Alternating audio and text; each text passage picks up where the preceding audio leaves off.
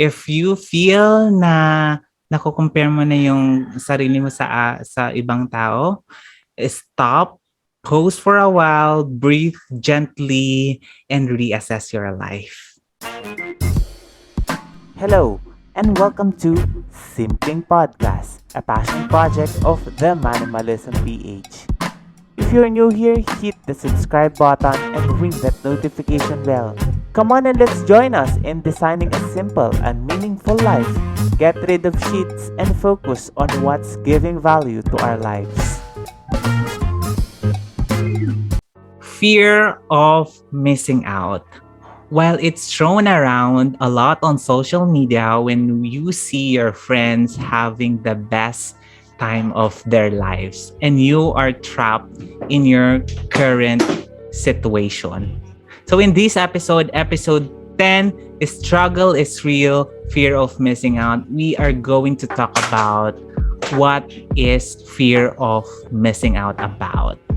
And we are going to talk about also on how we can avoid of this kind of FOMO in our life.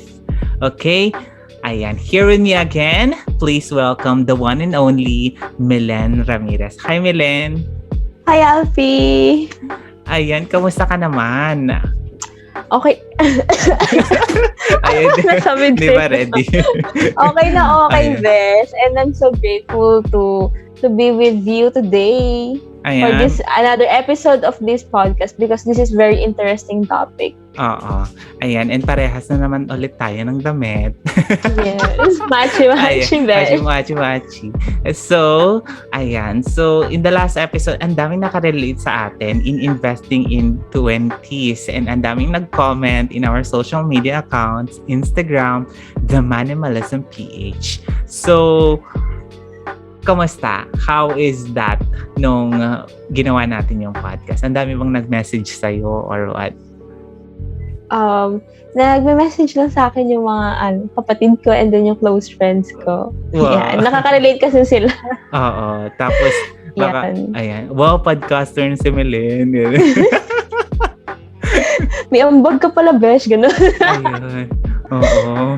Sabi Ayun. sa akin. Ang taray, may sense pala kausap si Milen, no? Sila pala puro tawa. Charot. So, are you excited about this episode for today? Yes, because it's the trend today. Yeah. Yes. In the social media world. Mm-hmm. Ayan. So before we talk about the FOMO, let's talk about the psychology of FOMO. So I have read last night about this one and I will link my sources in the description box below so you can check it out, guys, if you want. And so we will put our references para hindi tayo ma-plagiarized. Ayan. So, according to the online.king.edu new psychology of FOMO, ang FOMO daw is fear or desire that people on social media have to be a part of a group or an event or even a moment that others are sharing. Nade-develop daw to from feelings of social exclusion, isolation, or anxiety. And it can be so strong that people would drop everything and participate or consume a short moment on social media. So, bakit daw tayo nakaka-experience ng fear of missing out? According to the researcher Volkan Dogan in the same references that we will be linking down below, they found out, they experimented some research and they found out that FOMO is positively associated with interdependent self-construal. Ayan, napakalalim English kasi, guys. So, i-google nyo na lang kung anong ibig sabihin nun. So, itong findings daw nito, the fear of missing out is intimately connected to the ways that individuals understand and experience the world and what they feel they are being excluded from. So, meaning to say, ang inggit or insecurities can also triggers FOMO. Like yung mga nakikita natin sa social media, no? Yung mga friends natin that they are living their best life. Ang dami nilang pinopost na kumakain sila sa ganitong restaurant, nakakabili sila ng luxury bags, and tendency is if you are social media users and you have FOMO, you feel that you are trapped kung nasan ka man ngayon. Ayan. Wala. I mean, correct me if I'm wrong, guys. If mali yung pagkakaintindi ko of FOMO, feel free to message us on our social media accounts. Feel free and let's discuss about this FOMO. Ayan. Ikaw ba, Milen, experience mo ba yung ganitong scenario sa buhay mo, yung FOMO? Personally, kasi hindi ko na-experience yung FOMO na yan because I don't need anyone's approval. So, siguro yung I have these insecurities na nag-i-start pa lang siya sa akin tapos iniwasan ko siya because of social media. You know, when you open your Instagram account, you have these photos of sexy women, sexy girls out there, very makinis and all that you will think that it's the perfect body. It should be the standard of a woman. You need to have that curve and have that kind of boobs, that butt. No, but it's a no. So I experienced that insecurity in my body. So, kaya nagwo-workout ako, ganyan. Tapos yung insecurities ko because I have keloid scars, di ba, Bish? Yes, and I have think this, you have vlogged about this. I have that vlog na naiyak ako. Sobrang insecurity ko siya. Like, parang hindi ka ba tao pag wala kang scars, ganon. Parang hindi ka ba tao kung hindi ka sexy, ganon. So, yun yung biggest ko talaga, parang na-experience ko yung FOMO. Ayun, tinigilan ko yung Instagram ko nun eh. So, yun. So, I realized that I don't need anyone's approval. So, hindi ko masyadong na-experience to in a way that I have insecurities with my friends that na kumakain sa labas or nakakabili ng mga gadgets because hindi kasi ako materialistic. Yun. So, FOMO in a way that I have insecurity in my physique. Yun. And that's how about you, Besh? Yes, and that's good thing about you kasi hindi ka materialistic. And opposite of yours, ayan, meron din akong FOMO before yung when we scroll social media tapos nakikita mo yung mga previous classmates mo nung high school, nung college, ang gaganda na ng trabaho nila. Ayan, and they earning much much salary na opposite sa'yo. Ay, alam mo yung ganon. And they, yes, I understand. And then nakakapag-travel sila sa iba't ibang mga places before nung wala pang pandemic. And then yun, nakakabili sila ng, may mga classmate ako na nakakabili na sila ng first car nila and nakakapag-invest na sila ng bahay nila. And nafe-feel mo na parang nalileft behind ka. Oo, alam mo yung ganong feeling na mapipressure ka sa sarili mo na, uy, bakit ako hindi ko pa na-achieve yan. Yung ganong feeling, no? Feel ko rin yan doon sa na-experience ko na grabe workout ko, bakit di pa rin ganun yung katawan ko, besh? Ganon. Grabe na mga remedy na ginawa ko, bakit hindi pa rin makinis yung balat? Ganon. Oo. So napaka-interesting ng kwento about your keloid. Ayun, can you give us, short story about your keloid? kung paano na-build yung insecurities mo. Ayun. Meron akong vlog about that, pero explain natin to dito. Sige. For our listeners today, ayan. So, I have this keloid scars. Nag-form siya because of acne. Alam na, pag puberty, di ba, daming mga acne, ganyan. Hanggang sa nag-mark siya, tapos naging keloid siya.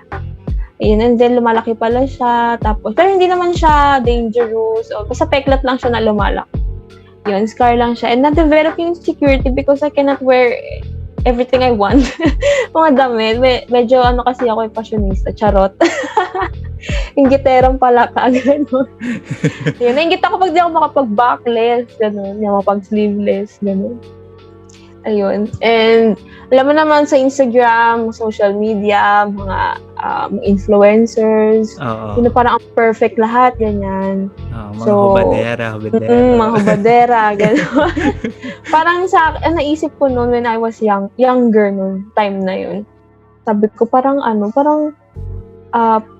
di ka belong kapag di ka babilong kapag hindi ka makinis. Di ka babilong pag hindi ka maganda. Ganon. Iba ba yung, ano bang definition ng beauty sa kanila? Ganyan. Kailangan ba makinis, sexy, perfect, ganon. Perfect body. Correct ka dyan. Nagkakaroon ka ng inclusion ba yun? Self-exclusion. Exclusion. Ayan. And worst case scenario, if tinitig personal mo itong mga bagay na to is nagkakaroon ka ng anxiety and mental health problem. Ayan. So, ayan. Mababa yung self-esteem. Yeah. Ayan. And I think, you know what, nag-arise lang to yung FOMO since social media is very rampant nowadays and we have the freedom of will to post anything about our life in social media and hindi natin alam minsan na may na-affect tayo na ganung tao in social media, but hindi naman natin sila sinisisi because we do have this kind of free will to post anything in social media. So yung tao na nag-receive ng ganung post or content sa social media is yung my problem based on my personal opinion, diba? It's all in our mindset kasi. Oo, correct ka dyan. And to overcome this kind of fear of missing out, you need to have a complete shift of mindset. True. Ayan. So, meron daw na opposite on how you can combat this FOMO. Ano yon, Milen? Yes. That is JOMO. It is the acronym for joy of missing out. Essentially, it is a feeling of pleasure you get from spending time doing what you want and not worrying about what other people are doing or saying. Okay. Ayan. So, joy of missing out. Missing out. Napaka-interesting. You're enjoying, You're enjoying yourself, your own pace, ganyan. You are enjoying the moment of your personal life without anong tawag doon? Without anyone's approval, yes. Something like that. Yan, correct ka dyan. Without others' approval. Ayan. So, in this episode, we are going to, share about our experiences on how we avoid this kind of FOMO in our life based on our personal values and principles and experience. Ang dami nun na. Ayan. So, we will give you some ideas on how you combat or battle fear of missing out, diba? Ang daming mga manok na nakikisabay. Hello sa inyo. Shout out sa mga manok namin. Mga chicken or cubes.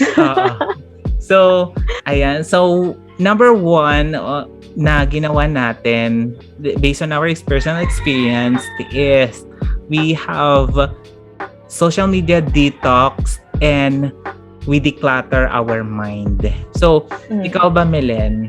Since na natatakal natin itong fear of missing out, insecurities in life, how do you reset your mindset? O paano mo nabago yung mindset mo when you have insecurities in life, especially when you saw a content of your friends in social media na wala ka? First, yung ginawa ko is, na nilimit ko yung sarili ko sa social media. I stop scrolling and scrolling. And I focus on myself. Yun. And then, I celebrate with them, with the success of my friends. Sometimes we say that we are happy for them, but deep inside we have that insecurity. Alam ko may mga nakaka-relate na ganyan. Diba? You congratulate your friends, but deep inside, parang sana ako rin. Ganon. Oo, may pero ganun. no. Sana ako rin. Ganun. Sana ako rin. Sana ako rin. Bakit siya lang? Ganyan. No. I learned to celebrate genuinely with them. So,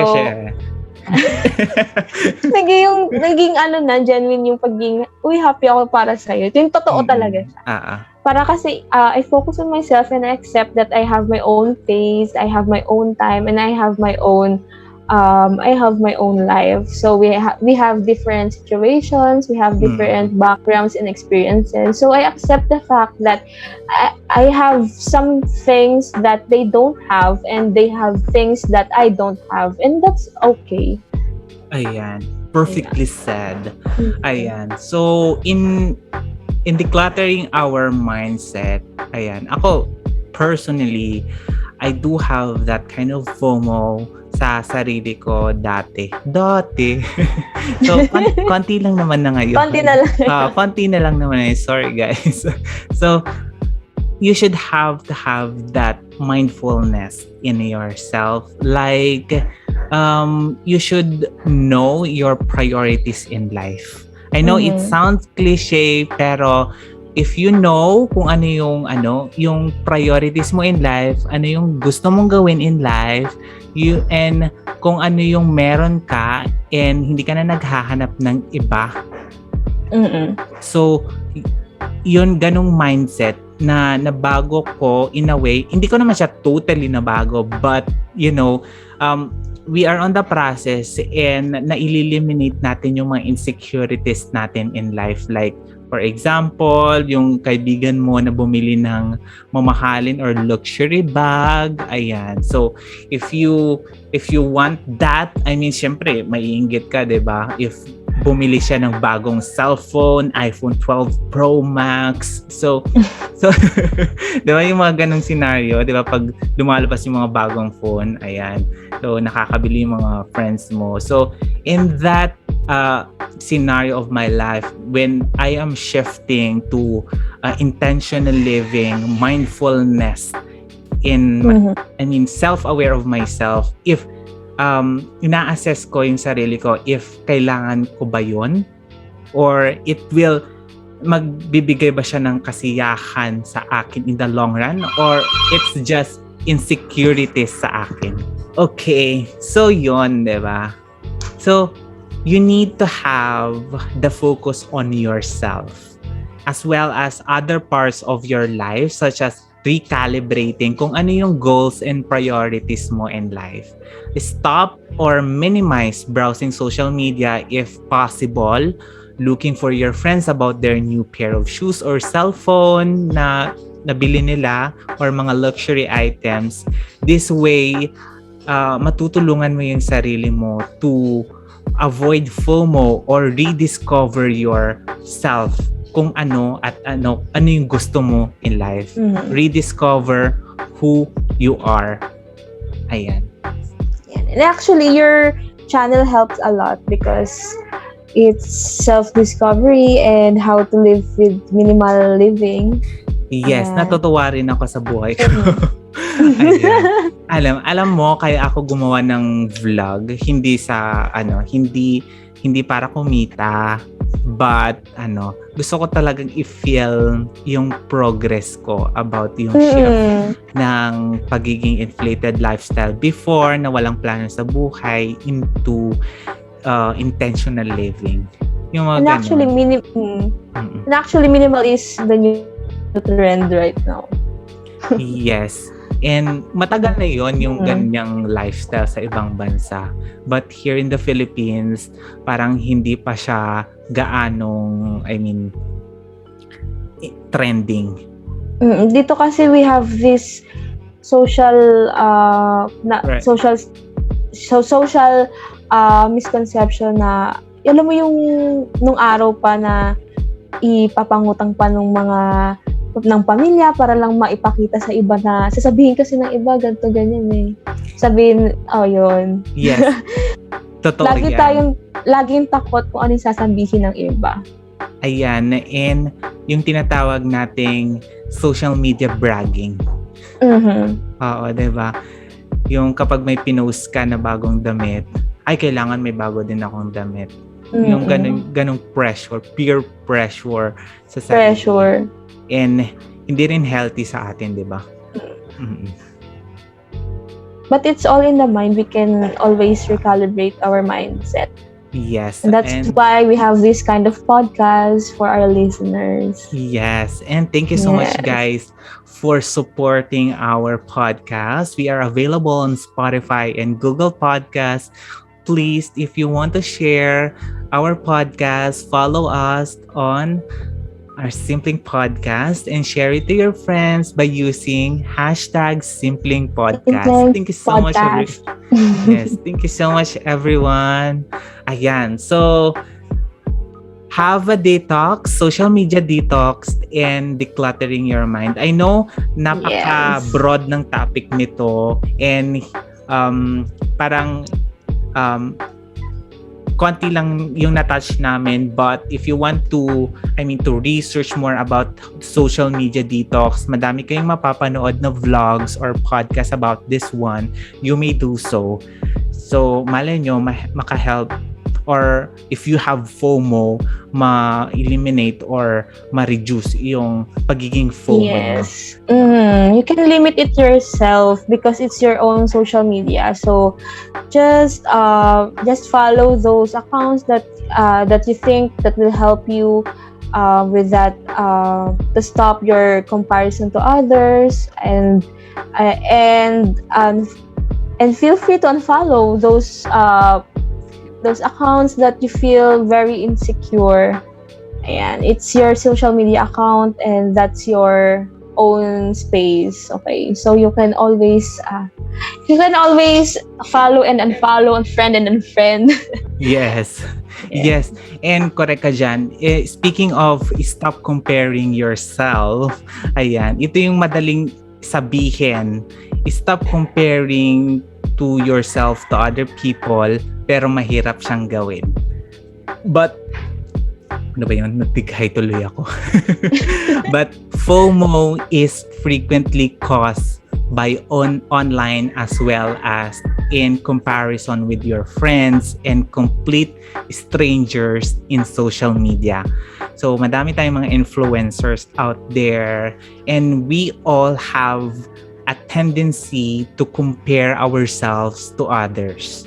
But there are steps we can take to avoid this, just like this that we are going to share with you, that Milen will going to share with you in a moment. But before that, ikaw ba, Milen, have you compared yourself to others? In what way? Yes, I've been comparing myself to others always. Always. Dati. Yung, parang yung sa experience mo rin, yung, for example, we have the same age, we are batchmate, but your achievements are like this, and my achievements are like this. Yes. Doon ko siya na-compare. So, parang, magka-age lang naman tayo, but yan na yung na-achieve mo, but ako hindi. Ganun yung comparison ko sa sarili ko dati. And nakako-compare ko na same lang naman tayo ng school, same lang naman tayo ng pinanggalingan, lahat. Bakit different? We have different output.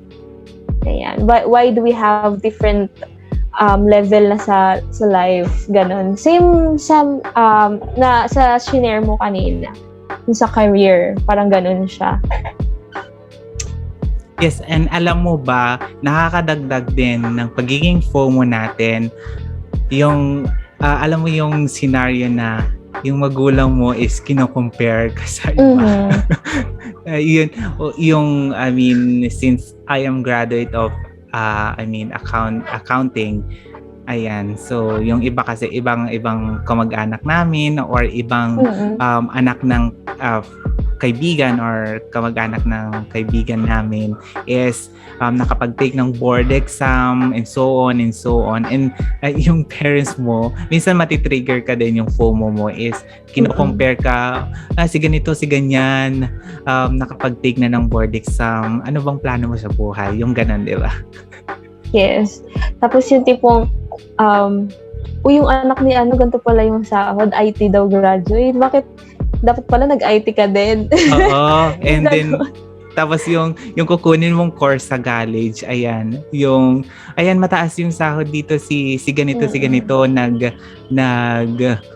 business kineme na course. Mag-business kineme ka din. And sad to say, or if pinilit mo talaga yung gusto ng mga magulang mo, if hindi mo talaga gusto yung course na yon, is you feel lost in your life, 'di ba? Parang ginagawa mo na lang yung mga bagay na nagpapasaya sa mga magulang mo without considering kung ano talaga yung gusto mong marating sa buhay. Yes. Ayan. Nakakaloka yung ganyang culture na we need to cancel that culture for the next generation. So for the listeners today, when you be a parent someday, so please cancel that culture in our country. Yes. It's very toxic. And let your child, pinag-uusapan na natin yung mga parents natin na let your child, explore on their own, pero syempre may guidance pa rin ng ating mga magulang, and that's the important one. But never compare. And also us na mga anak nila, we should also express ourselves or communicate to them kung ano talaga yung gusto natin.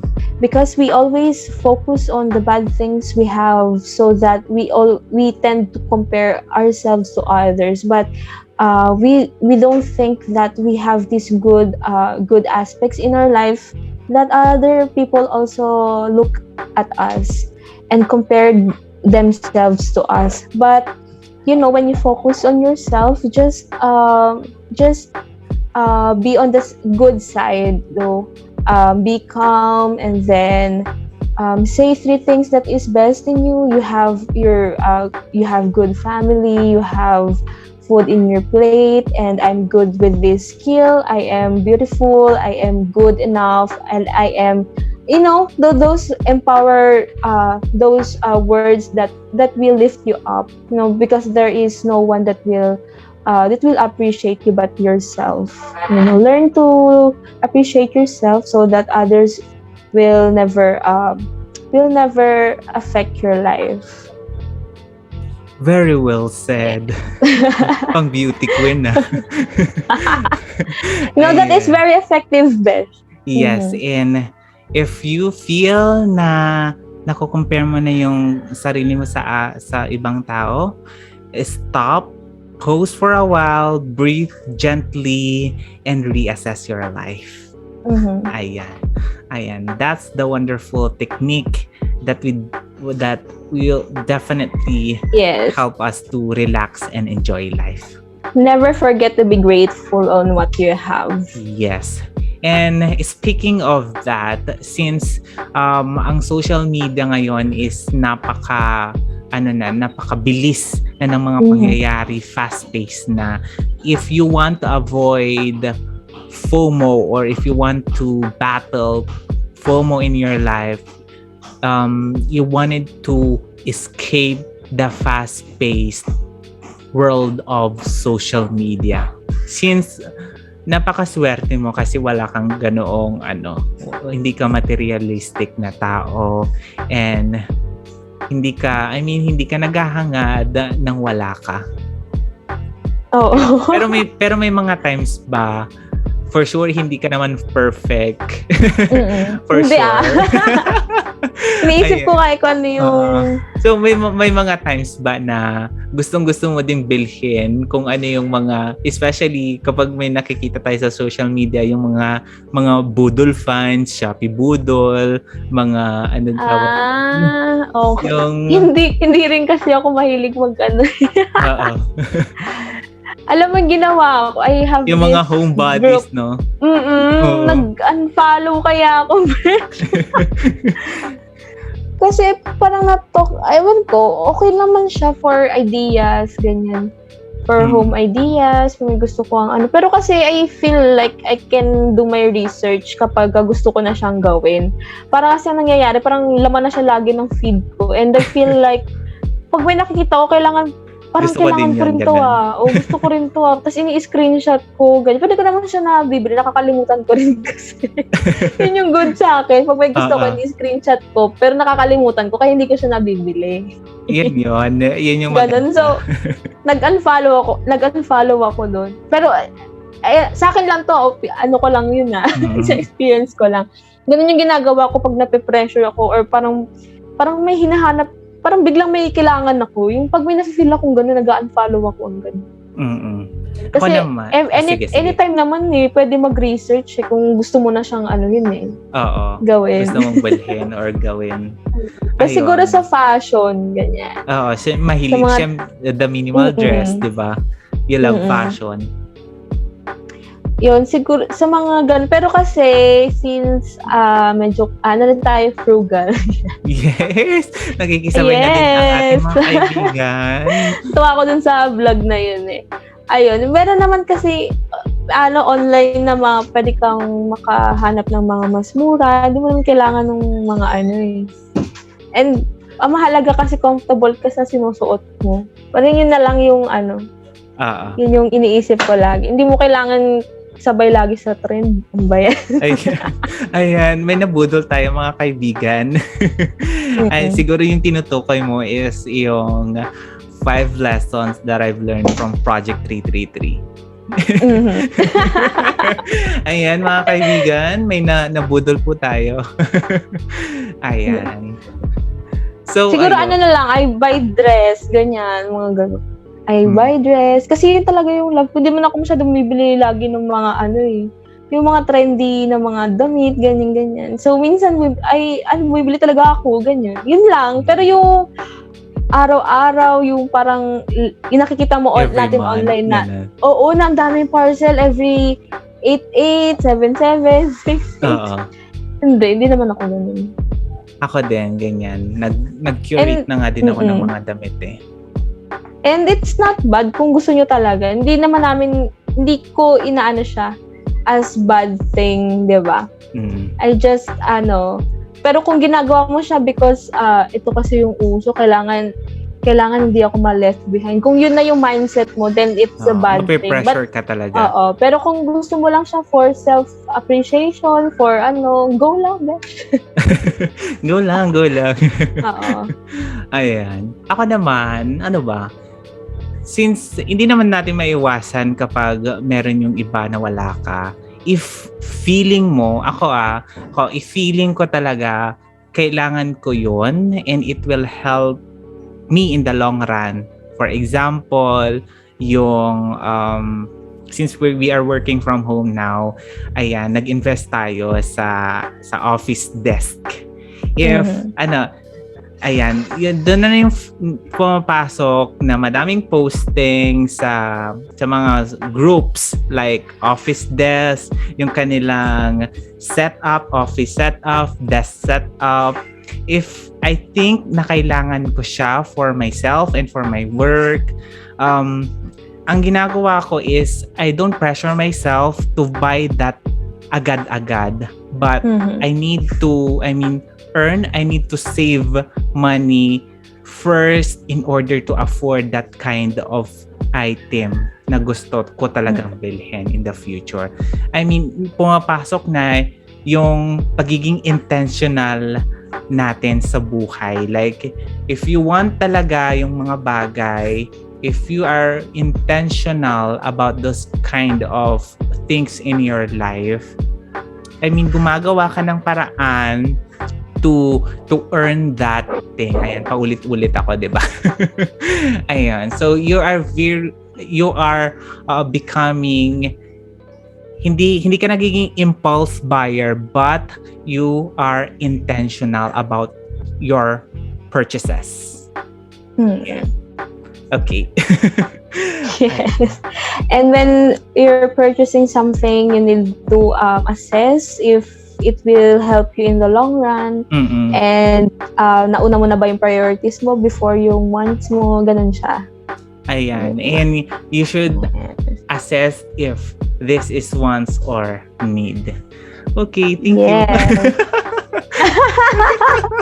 And I thank you. And I thank you. Okay.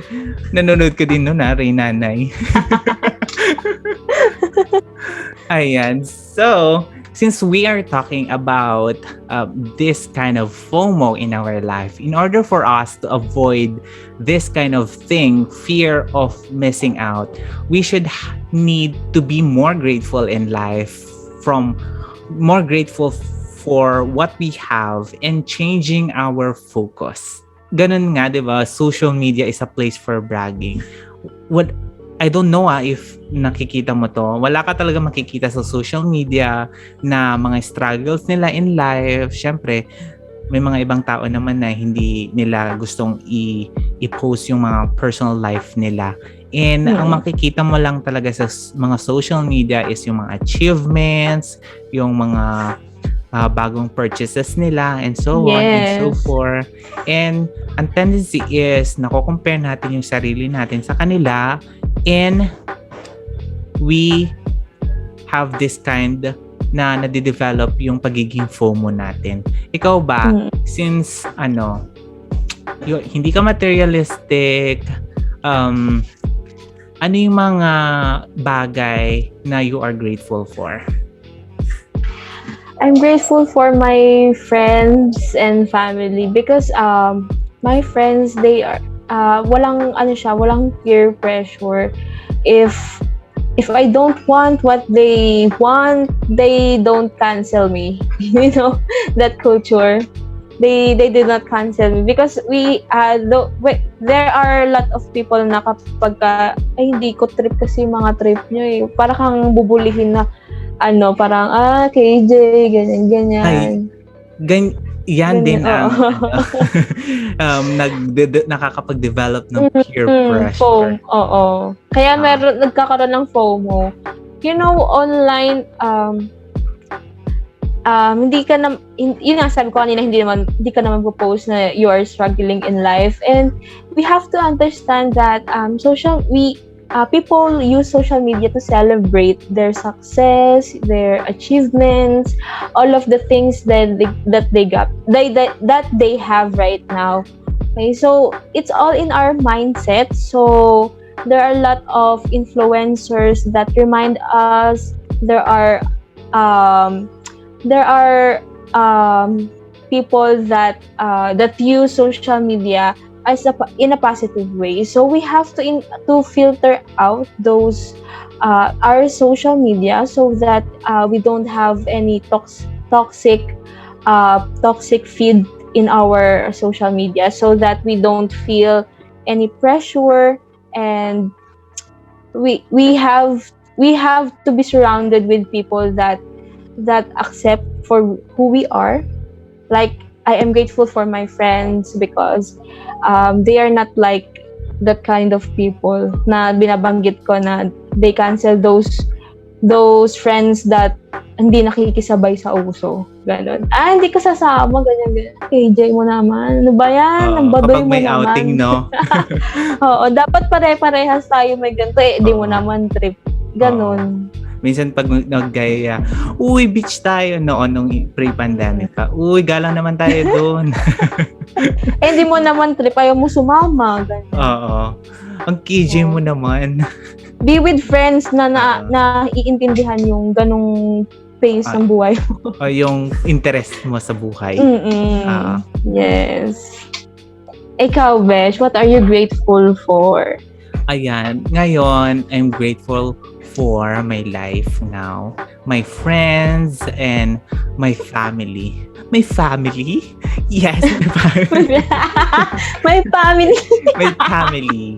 Ayan. I'm very confident because my family, ayan. So, are the most important person in my life. Ayan. Kidding aside, yes. I'm grateful for my family because right now, they are very supportive about kung anong ginagawa ko sa buhay. Yes. Not, hindi man nila nasasabi verbally, but, from their actions, they showcase tuloy.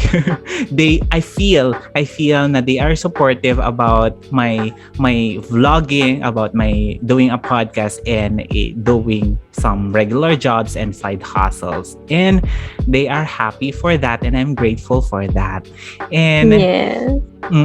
Since we are talking about being grateful in life and changing our focus, ikaw ba, masasabi mo na ba na you are able to focus now with your priorities in life?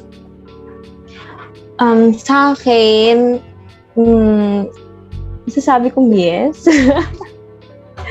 Kasi kontento ako sa meron ako eh. I provide the needs I can share sa bahay, mga ganun. And hindi ko, yung alam mo yung contentment mo sa sarili mo na nagiging ka na, parang kind ka na dun sa sarili mo na dati kasi nababagalan ako sa sarili ko. Kung bagal-bagal ko, ganyan. Parang talagang parang inaaway ko sa sarili ko, hindi pala dapat ganyan. Pero in reality, ang bata pa natin. Oo. So, hindi ko na nirush yung things. So, I enjoy the process. Yun yung ginagawa ko. Siguro. I enjoy the process and focus on family, and then yung career nabibigay ko. Career. So, ayun. Slow but surely. Ikaw naman, share mo. Since, kailangan talaga na meron ka talagang, yung goal, whether financial or life goal in life. Kasi yun yung priorities mo in life. If you have that, you are able to focus on your life or in yourself, because syempre yun yung end goal natin di ba? Doon tayo paroroon. Ang lalim paroroon. Ayun. Pero I'm able to focus now kung ano yung gusto ko sa buhay or priorities ko in life, because I believe na it will lead me to, success in the future. Whatever success is that, whether monetary ng podcast or YouTube natin, but also the fulfillment na nagawa mo yung passion mo in life. Oo. Ikaw ba, what are your ways na ginawa or ginagawa or gagawin pa lang in order to pivot your mindset just to battle that FOMO na meron ka, even though hindi ka naman materialistic, or in other ways para mabattle mo yung FOMO? Hindi na ako tumitingin sa achievements ng iba. I just focus on myself. Ganun. And I enjoy the process, and I know that I have my own goals, ganyan. So, kung ano yung mga interest ko, yun yung ginagawa ko, ini-enjoy ko siya, hindi ko siya minamadali. So, yun lang, hindi ko titignan yung iba. nakaka-pressure din kasi yung no, Mm-mm. yung makikita mo sa feeds nila, they have been promoted sa ganitong position, Mm-mm. 'di ba? Nakakapagtrabaho sila sa mga big companies here in the Philippines, yung mga ganong effect sa buhay. Ayan. Yes, and I talk only with my friends, ganyan, share yung mga experiences, ganyan. And actually, we're also posting in social media our achievements, diba? And our friends also congratulate us. So, just be genuine with your friends or other people. Celebrate with them. Because kapag nandun ka na rin naman sa phase na meron kang mga achievements, they also celebrate with you. Yan. Just be genuine. Yun. Perfect. Ayan. Ikaw, Besh, what are your ways? My ways is just simple. Being. Yung ways ko, since we are pivoting our lifestyle to frugal and minimalism, I have that now, yung priorities ko in life.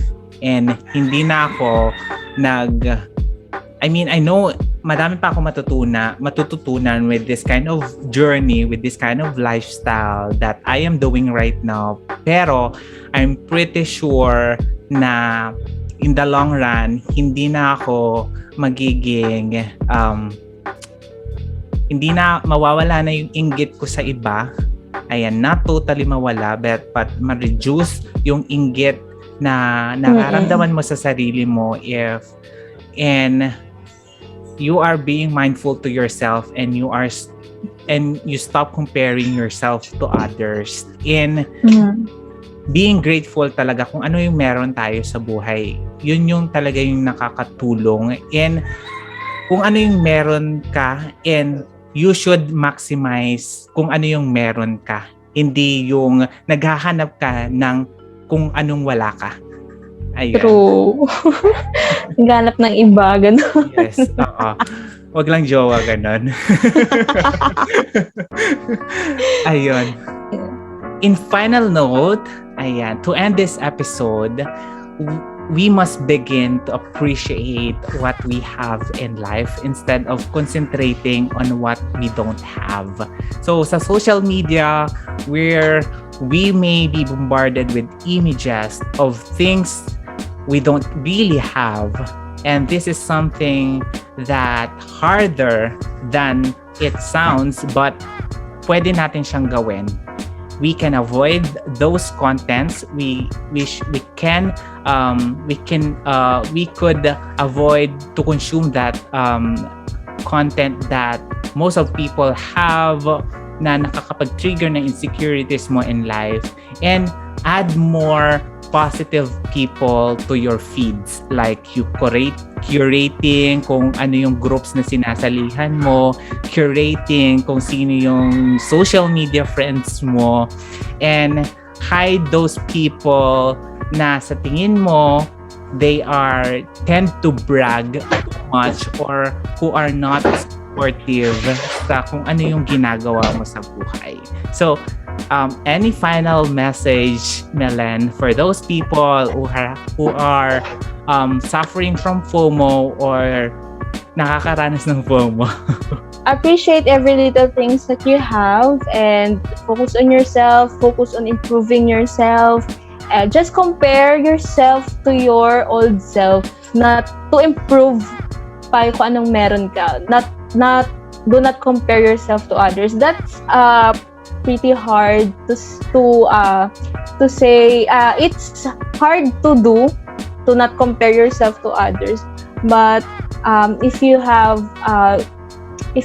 your determination and you want to feel good about yourself, just be with the people that will help you to appreciate yourself and appreciate of what you have right now. Improve yourself and then love yourself. Thank you so much, Melen, for Thank having you, us. 𝗟𝗲𝗻. That's a very interesting topic, and I love sharing those experiences that I experienced. Yes. And I know we have a lot things to experience pa, but those listeners that nakaabot sa part na to. Yes. Thank you, guys, and then feel free to message us and to add up in our topic so that we can 𝗟𝗲𝗻 can Yes. can I add will in invite his- Melen again. yes, next podcast. Ayan. And to end this episode, I know hindi namin na-tackle the totality of being FOMO, just a little bit, and hindi naman I know hindi natin na-tackle yung other areas ng FOMO, but I'm pretty sure na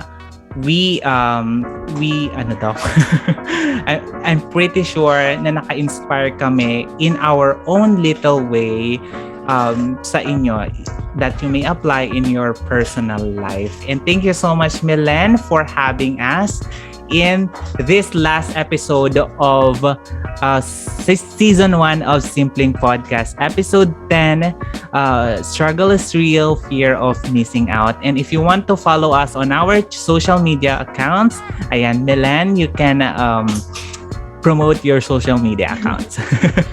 Just follow me on Facebook, Melen Ramirez, and subscribe to my channel, Melen Ramirez. I don't post vlogs regularly. I just have one vlog, but you can watch it and can comment.